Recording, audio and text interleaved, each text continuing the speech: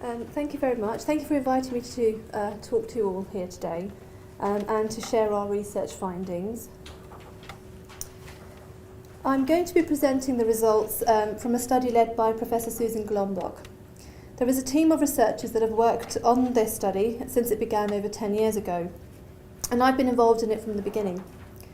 The project started around the turn of the new millennium and is looking at parenting, parent-child relationships and child outcome in families created using assisted conception, specifically egg donation, sperm donation and surrogacy. And today I'll be focusing on the data from families of children born using egg and sperm donation.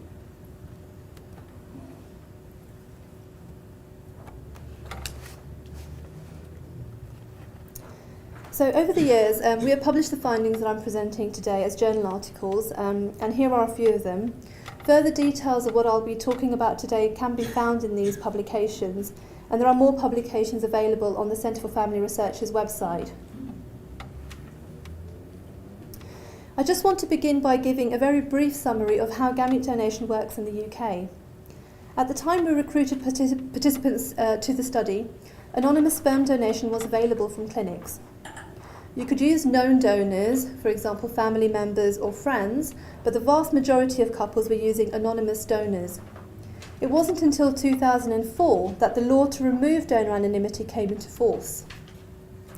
So now all donors donating at UK clinics have to be ID release. That is, they have to be open to being contacted by the child when the child reaches the age of 18 years. Likewise, the child can apply for identifying information about their donor when they reach the age of 18 years. It is not possible in the UK to make contact with an ID release donor before the age of 18. So the children in our study were born before this change in legislation.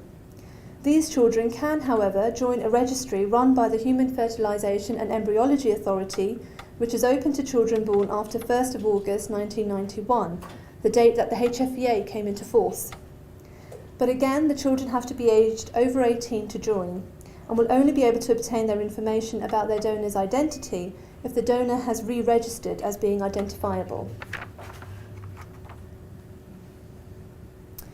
We recruited our original sample of 50 egg donation families and 51 sperm donation families from 9 fertility clinics in the United Kingdom. We invited 2-parent heterosexual couples with a child aged between 9 and 12 months to take part in our study. The non-ART group was recruited through maternity wards, and certain selection criteria had to be met. For example, mothers had to be aged over 30 and the pregnancy had to be planned. All the donor insemination children and 36 egg donation children were conceived using an anonymous donors.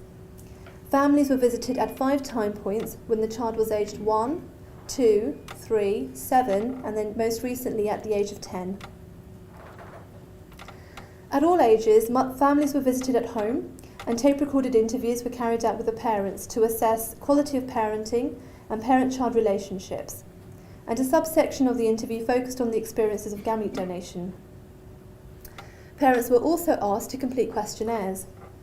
At the later ages of 7 and 10 years, we carried out an observational assessment of the parent and the child interacting together, and we also interviewed the children themselves.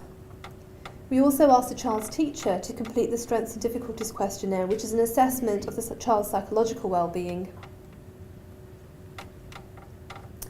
At age 1, we assessed parents' quality of parenting, their feelings about their parental role, and their enjoyment of parenting. These variables took into account information obtained from the entire interview and were coded using strict coding criteria. The quality of parenting consisted of 4 components, which have been found to be associated with children's well-being. These were expressed warmth, emotional over-involvement, parent-child interaction, and sensitive responding. Expressed warmth was based on the parents' tone of voice, their facial expressions, and their spontaneous expressions of warmth, sympathy, and concern about any difficulties experienced by the child. Emotional over-involvement measured the extent to which the family life and the emotional function of the child was centred on the child, and the extent to which the parent was over-concerned or over-protective of the child. Parent-child interaction measured the extent to which the parent and the child spent time together, enjoyed each other's company, and showed affection to one another. Sensitive responding measured the mother's ability to recognise and respond appropriately to the child's needs. Feelings about parental role assessed feelings about being a parent, and the enjoyment of parenting measured the expressed enjoyment as well as reservations about being a parent. So in terms of our findings, at age 1 we found no differences between gamete donation mothers and fathers in their psychological health or marital quality. In terms of parenting, we found that gamete donation mothers showed higher levels of warmth to their child and enjoyment of parenthood compared to the control group of non-ART parents, and that they showed greater emotional involvement than the non-ART mothers. No differences were found on other measures of parenting. The fathers from gamete donation families were also found to show greater involvement than non-ART fathers, but few other differences were found. No differences were found in infant temperament, which was assessed using a questionnaire assessment called the Infant Characteristics Questionnaire. Thus, overall, findings from age 1 showed few differences, and where differences were found, these indicated better parent-child relationships for gamete donation families. We used a different interview at age 2, called the Parent Development Interview. This interview is derived from attachment theory and is based on the view that parents' thoughts and feelings about their child influences parenting behaviour. Unlike the interview used at age 1, which asks parents to describe their child and their relationship, the Parent Development Interview asks parents to describe their own and the child's experiences during specific moments of interaction. So, for example, the parent is asked to describe the child's reaction to normal separations, routine upsets, and parental unavailability, followed by questioning that addresses the parent's behavioural and emotional responses to these different situations. In this way, the parent's experiences and representations of the dynamics of the relationship between themselves and the child can be evaluated. The interview is coded using a coding manual, and ratings are made on a number of variables relating to the parent's affective experience and the child's affective experience. Again, we asked parents to complete questionnaires, and we also assessed the child's cognitive development using the mental scale of a standardised assessment tool called the Bailey Scale of Infant Development. At age 2, findings were generally similar to those at age 1. That is, overall we found no differences between gamete donation families and non-ART families. The few differences we did find was found on the questionnaire called the Vulnerable Child Scale, which showed that gamete donation mothers viewed their child as more vulnerable than non-ART mothers. Also, some of the variables on the Parent Development Interview showed differences. Gamete donation mothers showed higher levels of joy and pleasure than non-ART mothers, and the egg donation mothers scored higher on this than the donor insemination mothers. Higher levels of overprotectiveness among donor insemination than egg donation mothers was also found. No differences were found between fathers in each group, and once again no differences were found in the child's socio-emotional development and their cognitive development. At age 3 we used an interview similar to that used at age 1. 41 DI mothers, 41 egg donation mothers and 67 non-ART mothers were interviewed. Once again at age 3 we found few differences. We did again find that gamete donation mothers scored higher on warmth to the child and higher on mother-child interaction. Both of these indicating better parenting amongst gamete donation mothers. No differences were found for the child's psychological adjustment. So overall, findings from these first 3 phases of the study showed that gamete donation families were doing well, and in some cases their parenting was rated as being better than non-ART families. This may be because parents who use gamete donation have often experienced years of infertility treatment, and so it is perhaps unsurprising that when they finally become parents, they are highly committed in their role. One of the areas of our data that we are focusing on now is looking at the longitudinal data we have and examining changes over time. One area we have examined is the psychological adjustment of children born using egg donation and donor insemination from age 3 to age 10. Children's psychological adjustment was measured at age 3, 7 and 10 using the Strengths and Difficulties questionnaire completed by mothers. The questionnaire produces a total score of the child's behaviour difficulties from subscales that relate to emotional symptoms, conduct problems, hyperactivity and attention, and peer problems. High scores on this questionnaire represent greater difficulties. At age 7 and age 10, we also asked the child's teacher to complete the same questionnaire, and we found modest agreement between the mother's and the teacher's reports. We also used interview data on mother's quality of parenting and questionnaire assessments of marital quality, depression and anxiety, so that we were able to assess positive aspects of parenting, negative aspects of parenting, and psychological distress. So according to what we know about children's psychological health, we would expect an improvement in their well-being over time. So we looked at the data and found that children's psychological adjustment for the non-ART groups did, as expected, improve over time. However, for the DI and egg donation groups, psychological adjustment remained stable over time. For parenting variables, the DI mothers did not differ from non-ART mothers on parenting or mother psychological well-being. For egg donation mothers, positive aspects of parenting were higher than the non-ART group, but they did not differ for negative aspects of parenting or for psychological well-being. This higher level of maternal positivity shown by egg donation mothers may possibly be associated with their older age and the greater likelihood of having a singleton child. The issue of whether or not children are told about their conception and how this knowledge or lack of knowledge affects their development has become an increasingly interesting area of research. In the past, the majority of families didn't tell the child, and so looking at the impact of disclosure was not possible. With the relatively recent move towards disclosure and the wider recognition that children should be told about their conception, we are finding that more of the parents in our studies are telling their child about their conception. So we were able to compare the data from families who had disclosed to those who had not. So we re-ran the analysis by dividing the gamete donation families into two groups, those who had told the child about their conception and those who had not. We then compared these new groups of disclosed versus non-disclosed families to the non-ART group. Here, significant improvements in children's psychological adjustment were found again in the non-ART group and in the disclosed families, but not in the non-disclosed groups. Thus, although the findings suggested that children conceived by gamete donation had different developmental trajectories to those from non-ART children, it seems that it is the gamete donation children who were not informed of their donor conception who showed the less improvement in behaviour over time. Thus, where our previous cross-sectional analyses has found few differences between disclosing and non-disclosing groups, longitudinal data analysis appears to suggest that disclosure may be beneficial for child outcome. We also found that mothers in the non-disclosing group scored higher than the non-ART mothers for psychological distress. This finding parallels findings from early studies of adoptive families in which parents kept the child's adoption secret. In those studies of adoptive mothers, it was thought that psychological distress may be a reflection of the raised levels of stress and feelings of lack of entitlement as parents.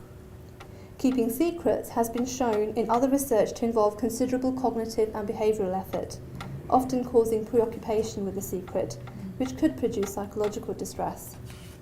Further studies with larger sample sizes are needed to see if these findings are replicated in other samples of donor conception families. I would now like to briefly talk about the pattern of disclosure over the years. So like I mentioned, recent years have seen a shift in people's views over disclosure to the child. Whereas in the past, doctors encouraged parents to keep the birth of the child a secret, now in the UK they are encouraged to tell the child about their birth. There are also greater resources and support groups available for parents to help with telling their child. There is a general consensus now that openness is the best policy. So what are the families in our longitudinal study doing about telling their child about gamete donation? Looking at what parents said over the 10 years, at age 1 we can see that more egg donation parents were intending to tell compared to DI parents. At age 3, a small handful of parents had told the child about their conception. At age 3, again, more egg donation parents were planning to tell the child compared to donor insemination parents. A higher proportion of DI parents were planning not to tell the child. At age 7, more egg donation and sperm donation families had told the child compared to the earlier years. So most parents were telling their children between the ages of 3 and 7 years. When we had the data at age 7, we looked at disclosure patterns over time to see whether intentions to tell or not to tell when the child was aged 1 was related to what actually happened when the child was aged 7. And so here we can see that at age 1, 10 families, DI families said they planned not to tell, and 5 said that they planned to tell.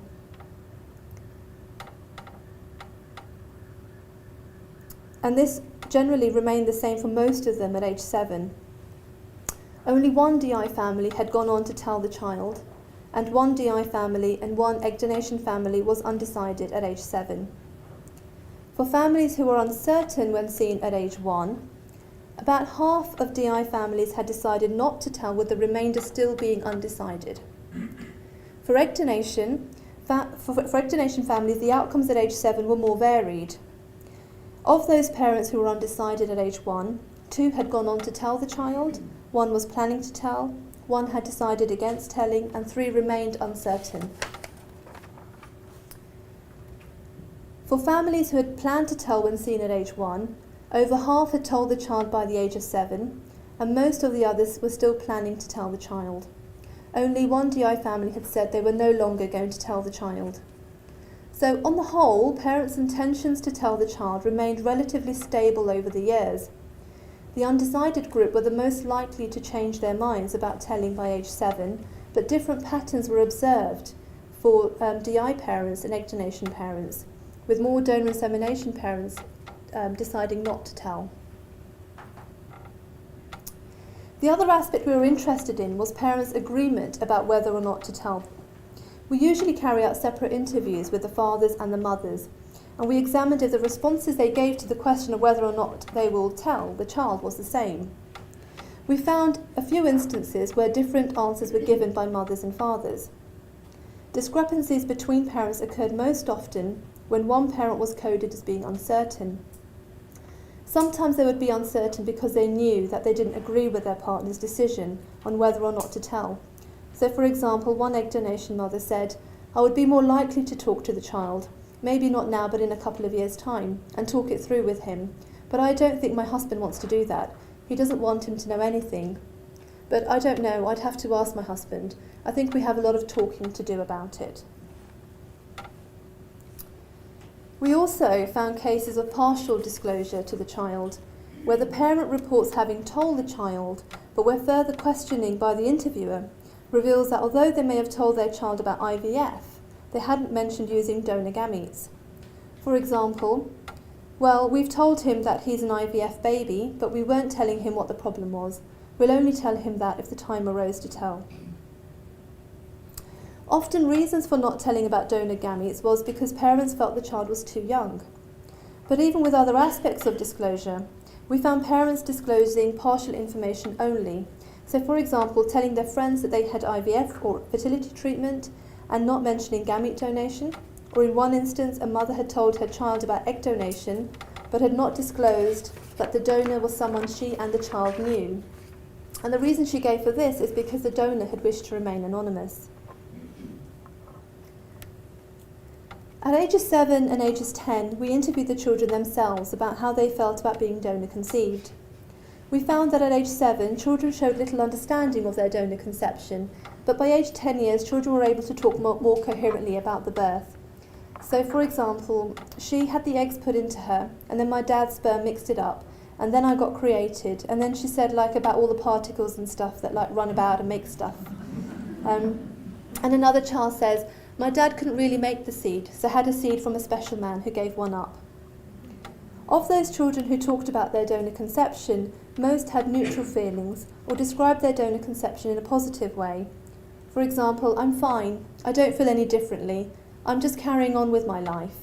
I don't really think about it much because there's much more special, cooler things, so I don't really care about it much." And another child said, "I'm all right, just happy I've got my mum and my dad, really." However, some children's responses were more mixed or negative. For example, one child from an egg donation family described feeling a little bit strange. When children were interviewed at age 10, they were asked to describe how they felt when they first learnt of their donor conception. Children's responses ranged from feeling amazed or shocked to feeling fine. So this child, egg donation child, said, just a little bit shocked really. Yeah, I just didn't realise that it was like that. I thought it was just a normal way of people getting made. And another child said, I was quite happy. It felt a bit strange, like weird, or maybe I didn't understand. Most children reported that they did not discuss their donor conception with their friends, which could be indicative of feelings of discomfort or embarrassment. That's the only secret that I haven't told any of my friends, because I don't really want anyone to know. Only 4 out of 16 children had said that they did talk to other people about their conception. For example, this child had said, well, at school I've been showing off, but most of my friends, definitely my best friends, yeah, most of my friends at school, about 3 or 4 friends who know. However, it is possible that donor offspring feel more comfortable talking to friends about this issue as the children grow older. So how do children feel about the donor? At age 10, most of the children expressed feelings of gratitude towards the donor, or described the donor as being kind, nice or generous man. I'm very grateful for him and I'm very thankful for him. And it's weird that we can't ever meet him because I thought we could be like friends, be like my mum and dad's friends. And another child said, I don't really think about him. All I do is look at a picture of me and say, that man, the man who helped must, have the same colour of hair or the same colour eyes, so I don't really think about it much. Apart from the few egg donation families that knew their donor, most of the children in our study are born using anonymous gametes. It is important to see how the children will feel about the fact that they are unable to access any further information about their donor, given that children born just 5 years later will be able to find out the identity of their donor. This will be better understood by following the children as they grow older and gain a deeper understanding of their conception. So, to summarise, our findings suggest that gamete donation families do well and do not differ from non-ART families with regards to parenting and child development. There are indications that disclosure may have beneficial outcomes for gamete donation children. Disclosure itself is not a straightforward process. We are aware, and other studies have also shown, that parents disclose information that is age appropriate for the child, giving the child more information as the child develops a more sophisticated understanding. But our studies are also finding that in some instances, parents are choosing never to disclose all the details of their child's conception, opting instead to disclose partial information. This can potentially lead to a problematic scenario where the parent feels that they have been open with the child, but the child is not aware of the whole story. Given that most parents in our study had told at least one other person, for example, a family member or a friend, about the details of their child's conception, there remains the possibility of the child finding out from somebody else. For those children who are aware of their conception, most feel positive or indifferent about the birth by age 10. At the age of 10 years, it is possible that children's understandings and feelings about their birth will be a reflection of their parents' narrative. As the children grow older, their own independent understandings will develop. We aim to follow up the children as they enter adolescence, when issues around identity in particular become more salient. We need to be aware of some of the limitations of the study. For example, because of the nature of the study, with it being a longitudinal study, we do have families who we lose to follow up. So we do not know how the families that have not been seen in subsequent phases are faring. All the children in our study were born before the change in the law that removed donor anonymity, so the findings may not be representative of people who are currently accessing gamete donation in the UK.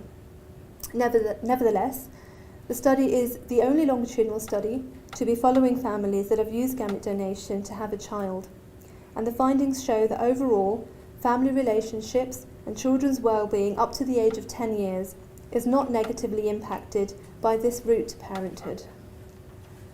Thank you.